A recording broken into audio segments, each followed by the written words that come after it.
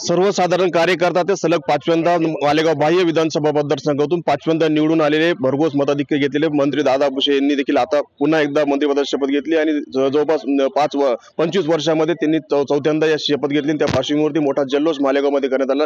अनेक वर्षापासून त्यांच्याबरोबर काम करणारे कार्यकर्ते त्यांचे कुटुंबीय देखील या ठिकाणी या जल्लोषात सहभागी झाले। तुम्ही अनेक वर्ष साहेबांबरोबर काम केलं, काय वाटतं तुम्हाला चौथ्यांदा शपथ घेत असताना?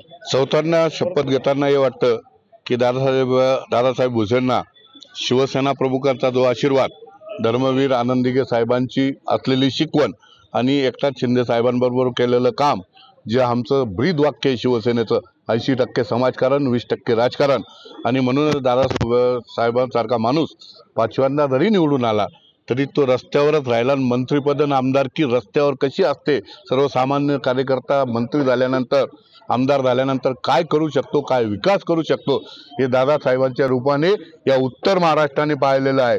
आणि म्हणून विकासाच्या जोरावरती सलग पाचव्यांदा विजय झालेला आहे। आपण जवळपास 30 वर्षापेक्षा जास्त दादासाहेबांबरोबर, काय सांगाल, कसं वाटतं आपल्याला? नक्कीच दादासाहेब कार्यकर्त्यांची जाण असलेला एक नेता आहे आणि पदाधिकारी म्हणून सर्वांना कशा पद्धतीने सोबत घेऊन जातात याची देखील मला कल्पना आहे।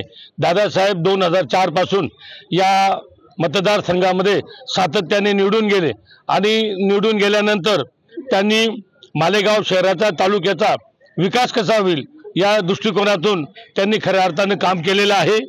80% समाजकारण, 20% राजकारण या धर्तीवर त्यांनी खरं काम करण्याचा प्रयत्न केलेला आहे। विकासाच्या जोरावर साहेबांचा पाचव्यांदा विजय झालेला आहे, मंत्रिपदाची शपथ देखील घेतलीत, आपण देखील राजकारणात सक्रिय होतात, काय सांगाल, कसं वाटतं आपल्याला कुटुंबाचा व्यक्ती चौथ्यांदा शपथ घेत? मला वाटतं सर्वप्रथम तर मालेगावाच्या जनतेने जो आमच्यावर पाचव्यांदा विश्वास दाखवलेला आहे ते त्या मतातनं ते दाखवत आहेत की सलग 5 वेळा भुसे साहेबांचे जे काही कामं मालेगावाच्या दृष्टिकोनाने ते करत असतात, ते त्यांची अपेक्षा लवकरात लवकर उर्वरित अपेक्षा पूर्ण करण्यासाठी आम्ही कटिबद्ध आहोत।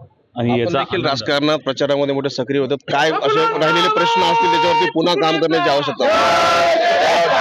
मालेगाव जिल्ह्याचा हा जो मेजर प्रश्न आहे तो प्रश्न घेऊन नक्कीच भुसे साहेब पुढच्या काळात मालेगाव जिल्हा निर्मितीसाठी प्रयत्न करतील आणि काही स्थानिक मालेगावाच्या विकासाचे जे काही प्रकल्प असतील, जसं MIDC असेल, बाकीचे असतील, हे पूर्ण 5 वर्षासाठी ते भुसे साहेब त्यासाठी। मंत्री दादा भुसे यांनी मंत्रिपदाची शपथ घेतल्यानंतर मोठा जल्लोष या ठिकाणी करण्यात आलेला आहे आणि कार्यकर्त्यांनी देखील मोठा जल्लोष साजरा, पेढे वाटून आणि फटाके फोडून करण्यात आलेला आहे। मनोज शेवाळे, TVN मराठी, मालेगाव।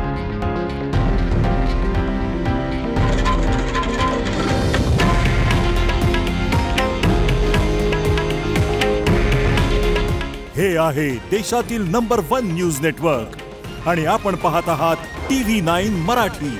काळजी तुमची, हित महाराष्ट्राचं।